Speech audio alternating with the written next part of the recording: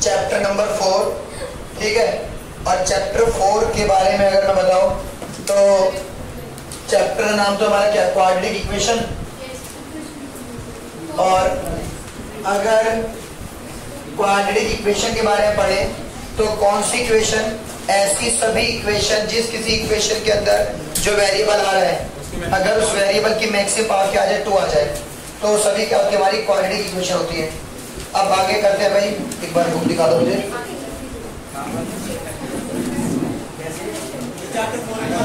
हाँ last class में मुझे जहाँ तक याद है 4.2 चल रही थी एक्सरसाइज हमारी। और भाई बस बातें नहीं, पहले मैं करा रहा हूँ, मैं करा दूँ। हाँ मैं कराऊंगा मेरे को। भाई 4.2 एक्सरसाइज चल रही है और 4.2 एक्सरसाइज के हमने जो वर्ड प्रॉब्लम किए थे वो मुझे याद है 3rd और 4th वर्ड प्रॉब्लम मैं यहाँ पे करवा चुका था। अब जो मैं कराऊंगा तुम्हें, पहले कराता हूँ तुम्हें 5th वर्ड प्रॉब्लम। क्या दे रखा है, the altitude of A right triangle is 7 centimetre less than it's base. यानी कि बोला क्या गया, एक राइट एंगल ट्राइंगल है, यानी कि भाई हमारा ये रहा राइट एंगल ट्राइंगल। अब इस राइट एंगल ट्राइंगल के अंदर जो एल्टीट्यूड है वो बेस से 7 सेंटीमीटर कम है। तो बेस क्या हो गया, मैंने अगर बेस बोल दूं x सेंटीमीटर का है तो एल्टीट्यूड कितना हो गया, x माइनस 7 सेंटीमीटर। और एल्टीट्यूड का मतलब क्या होता है, परपेंडिकुलर वैल्यू को हम एल्टीट्यूड कहते हैं। उसके बाद हमें यहाँ पे गिवन है कि इसकी जो हाइपोटेनियस है वो कितनी दे रखी है हमें, 13 सेंटीमीटर। तो भाई हमें पता चल गया, ये तो हो गया हमारा बेस, ये हमारा परपेंडिकुलर और ये हो गया हमारी हाइपोटेनियस। तो भाई इसके अकॉर्डिंग हमें एक फॉर्मूला पता है, h स्क्वायर इक्वल होता है b square plus p square. h की वैल्यू कितनी है 13 का स्क्वायर, b कितना है x का स्क्वायर, p कितना है x माइनस 7 का स्क्वायर। तो क्या हो गया 13 का स्क्वायर 169, x का स्क्वायर तो x स्क्वायर रहेगा, यहाँ अप्लाई हो गया a माइनस b का होल स्क्वायर, यानी कि a का स्क्वायर प्लस b का स्क्वायर माइनस 2ab। तो 169 ये x स्क्वायर, ये भी x स्क्वायर, 7 का स्क्वायर 49, 7 to the 14x। और भाई देखो एक चीज, तुम्हें a माइनस b का होल स्क्वायर फॉर्मूला याद होना चाहिए, उसमें a square plus b square minus 2ab। तो इस b की वैल्यू को माइनस में लिखने की जरूरत नहीं पड़ती क्योंकि वो माइनस पहले आगे आ चुका है। तो यहाँ पे -7 हो या ना हो उससे कुछ नहीं है, हम यहाँ पर सिर्फ क्या लिखेंगे, 7 ही लिखेंगे। अब भाई यहाँ पर जब फॉर्मूले को सिंप्लीफाई करते हैं तो भाई मैंने क्या करा, इस डिजिट को लेकर वहां, तो यहाँ तो हो गया 0, x स्क्वायर कितना हो गया 2x स्क्वायर माइनस का 14x प्लस का 49, 169 वहां गया तो माइनस का हो गया, ये कितना है भाई 2x स्क्वायर, ये माइनस का 14x, यहाँ माइनस करते हैं 9 में से 9 गया 0, 6 में से 4 गया 2 और ये 1 क्या गया बराबर 0 में दिया। अब ये 2 के डिनोमिनेटर सभी आते हैं तो 2 कॉमन, x स्क्वायर 2 के डिनोमिनेटर में आता है 7x, 2 के में आएगा 16 इक्वल 0, ये 2 जाएगा 0 के नीचे तो इक्वेशन क्या आ गई, x square minus 7x minus 16 equal 0। ठीक है, अब हमारे पास इक्वेशन आ चुकी है। अब हमें इसको क्या करना है, मिडिल टर्म स्प्लिट। तो मिडिल टर्म स्प्लिट हम सेकंड चैप्टर में भी सीख चुके हैं। तो x स्क्वायर माइनस का 7x माइनस 60 इक्वल 0। अब ये करना क्या है, यहाँ पर सबसे पहले यहाँ पर क्या नंबर होगा 1 की मल्टीप्लाई करें 60 से, तो कितना आ रहा है भाई 60। अब 60 के सभी फैक्टर यानी कि 60 किस किस के टेबल में आता है, एक 1 के में 60 पे, एक 2 के में 30 पे, एक 3 के में 20 पे, 5 के में 12 पे, 15 के में 4 पे, 6 के में 10 पे, और कुछ रह गया, ये रहा। अब बीच में देखो भाई क्या है 7 है, तो यहाँ जितने भी फैक्टर हैं उनमें चेक करो प्लस या माइनस करके कहां पर 7 आएगा, तो 12 और 5 पे आ रहा है। तो भाई ये तो हो गया हमारा x स्क्वायर। अब ये माइनस का है, तो भाई चीज यहाँ पे जब माइनस का आ रहा है तो बड़ी डिजिट को नेगेटिव ही देंगे, तो माइनस का 12x प्लस का 5x। माइनस का 60 बराबर 0। अब पहली दो टर्म और अगली दो टर्म कॉमन, x यहाँ पर भी x यहाँ भी x कॉमन, ये x माइनस का 12, यहाँ 5 के टेबल सब कुछ आता है तो 5 कॉमन, x माइनस का 12 बराबर 0। x माइनस 12 दोनों में, x माइनस 12 कॉमन आ गया, क्या बचेगा x, ये प्लस 5 बराबर 0। अब यहाँ से आगे क्या हो जाएगा, एक बार रख देंगे x माइनस 12 बराबर 0 तो x बराबर आ गया 12, और एक बार x प्लस 5 बराबर 0 तो x बराबर आ गया माइनस का 5। ठीक है भाई। अब बात आती है यहाँ पर बेस कौन सा होगा, तो भाई पहली चीज बेस की वैल्यू आ गई हमारे पास कितनी 12, और ये होगी नॉट पॉसिबल। अब नॉट पॉसिबल मुझे बताएगा लक्की, क्योंकि ये पॉसिबल क्यों नहीं है।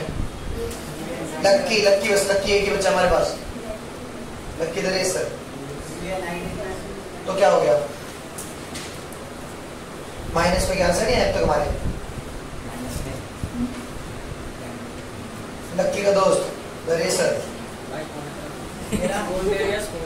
अच्छा ऋषभ सोनी, ध्रुव के भाई ऋषभ सोनी, ऋषभ सोनी।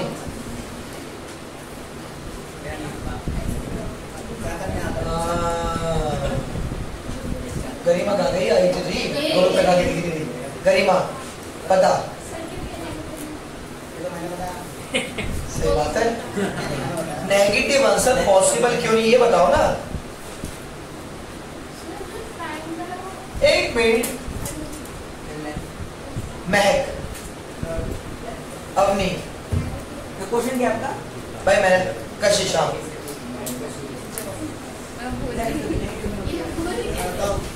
बोला तनिषा, मैं बताऊं। अभी रुक, ज्योति बोल रही है कुछ। ज्योति क्या बता रही बेटा आंसर बता, वो लिखियो बाद में। अवंशिका नहीं पता, पायल, ये है रीजन। किसी भी चीज की साइड या लेंथ कभी नेगेटिव नहीं हो सकती। क्या कभी कोई लंबाई चौड़ाई, कोई भी लंबाई की बात करें, किसी भी लेंथ की बात करें, कभी नेगेटिव आई है? तो नेगेटिव तो हो नहीं सकती, तो इसीलिए नॉट पॉसिबल है। माइनस साइन है, ये रीजन नहीं है, लेंथ नेगेटिव नहीं हो सकती। तो किसी ट्रायंगल का बेस नेगेटिव नहीं हो सकता, इसलिए वो पॉसिबल नहीं है। तो बेस कितना है 12, तो ये कितना आ गया 12 में 7 गया, बचेगा 5। ठीक है भाई, चलो नोट करो क्या बोला गया। एक cottage industry produce a certain number of potty articles in a day, यानी कि कोई कॉटेज इंडस्ट्री है या कोई फैक्ट्री है, वो कुछ नंबर ऑफ आर्टिकल यानी कि कुछ चीजें प्रोड्यूस करे किसी एक दिन के अंदर। तो भाई मैंने सोच मान लिया कि किसी इंडस्ट्री ने एक दिन के अंदर जो नंबर ऑफ आर्टिकल प्रोड्यूस किए वो कितने हो गए भाई, एक्स आर्टिकल प्रोड्यूस किए उसने। अब आगे बोला गया cost of each particle, sorry article is 3 more than twice the number of articles produced on that day। तो भाई देखो एक बार समझना दोबारा से, मैंने ऐड कर क्या कर लिया, that total number of article produced in a day, एक दिन के अंदर जो आर्टिकल प्रोड्यूस हुए वो x आर्टिकल थे। अब जो इनकी कॉस्ट है, अब यही लाइन सबसे इंपॉर्टेंट है, कॉस्ट में क्या बोला गया, it was observe on particular day the cost of production of each article was 3 more than twice the number of article, यानी कि नंबर ऑफ आर्टिकल के ट्वाइस से कितनी ज्यादा है, 3 ज्यादा है। तो कॉस्ट क्या होगी, cost of each article 2x plus 3 होगी, यानी कि जितने आर्टिकल प्रोड्यूस हुए इसके डबल से 3 ज्यादा है।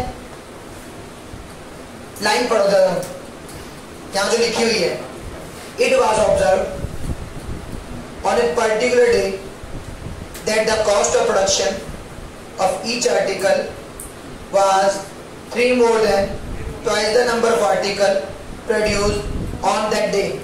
क्या इसका मतलब क्या हुआ, दोबारा सुनो, 3 more than twice, 3 से 2 गुना 2 में खाता है, 3 मोर देन ट्वाइस, ट्वाइस का मतलब डबल, डबल से 3 ज्यादा है, डबल से 3 ज्यादा है, तो ये तो कॉस्ट होगी ना। अच्छा सुनो, मान ले मैं बोलता हूं कोई एक चीज है जिसकी, मान ले तेरी एक फैक्ट्री है, तुम्हारी फैक्ट्री में जो कुछ मान लो चेयर बनती है, एक दिन में 5 चेयर बनी, पर जो उसकी कॉस्ट है वो जितनी चेयर बन रही है उसके डबल से 3 ज्यादा है, तो एक चेयर की कॉस्ट क्या आई बता। तुम्हारी फैक्ट्री में कितनी चेयर बनी, 5 चेयर बन रही है एक दिन के अंदर, ठीक है, ये एक डे के अंदर है। अब मैंने बोल दिया जो कॉस्ट है वो क्या है, 3 मोर देन ट्वाइस, कितनी कॉस्ट आएगी, देख 3 ज्यादा है किससे, इसके ट्वाइस से ना, तो 2 मल्टीप्लाई में 5, 2 में 10 होती 13, आया समझ। तो सेम इसी तरीके से जो यहां पर कॉस्ट बोली गई, जितने आर्टिकल प्रोड्यूस होते हैं उसके डबल से 3 ज्यादा है। अब आगे लिखा गया कि जो टोटल कॉस्ट थी प्रोडक्शन की वो कितनी थी, 90 रुपीज, तो टोटल कॉस्ट ऑफ प्रोडक्शन कितने हो गए, 90 रुपीज, यानी कि एक आर्टिकल की कॉस्ट ये थी, इतने आर्टिकल बने तो उससे मल्टीप्लाई कर देंगे, कितने रुपए की इक्वल हो जाएगा, 90 के, तो x multiply 2x plus 3 equal किसके आएगा, 90 के, मल्टीप्लाई करी 2x का स्क्वायर, फिर x से मल्टीप्लाई करी 3x इक्वल टू 90, इसको लेके आगे भाई इधर, तो ये 2x का square plus 3x minus 90 equal to 0। यहां तक कोई डाउट, स्नेहा इक्वेशन ठीक है। हाँ मेरी थोड़ी सी गलत हो गई। हाँ ये अकॉर्डिंग टू उसमें टोटल आपने बताया वो टोटल कब बताया, ये है जितनी फैक्ट्री में एक दिन में प्रोड्यूस हुई, एक दिन में प्रोड्यूस, हाँ वो जब बेचने गया बनाई कितनी थी x, एक की कॉस्ट कितनी है ये रही, तो मल्टीप्लाई कर दूंगा इसकी, तो कितने रुपए आएंगे, 90 रुपीज, मल्टीप्लाई कर इक्वल आ गया 90 रुपीज, ठीक है। अब भाई इक्वेशन आ गई, अब करना है क्या है, मिडिल टर्म स्प्लिट, तो 2 की मल्टीप्लाई किससे होगी, 90 से, तो कितना आ गया 180। चलो भाई देखो मुझे फैक्टर डायरेक्ट दिख रहे हैं, तो 15 और 12 की अगर मैं मल्टीप्लाई करता हूँ 180 आएगा, तो 15 में से 12 गए 3 बचेंगे, तो भाई देखो मैं यहाँ फैक्टर कर रहा हूँ, 2x का स्क्वायर माइनस का 90 बराबर 0, ये क्या है प्लस का 3 ना, तो 15x में से माइनस हो गए 12x। अब भाई पहली 2 टर्म और अगली 2 टर्म, x यहाँ पर भी है x यहाँ भी है, अब भाई ये 2 और ये 15 ये तो कॉमन आते नहीं है, तो यहाँ पर क्या बचा 2x, यहाँ पे बचा 15।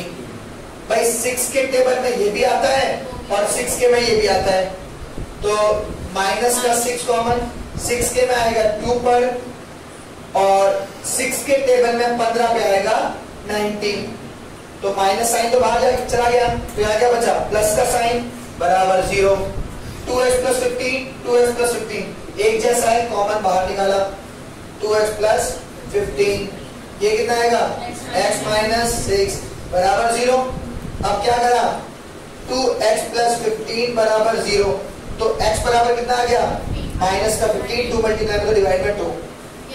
अब ये नॉट पॉसिबल है, लक्की फिर बता भाई क्यों, नहीं लक्की बताएगा, अगर इसको नहीं तो आ सकता है, एक मिनट को कोई कुछ नहीं बोला, पहले लक्की बताएगा, ये भी नहीं करना, नेगेटिव क्यों पॉसिबल नहीं है, रीजन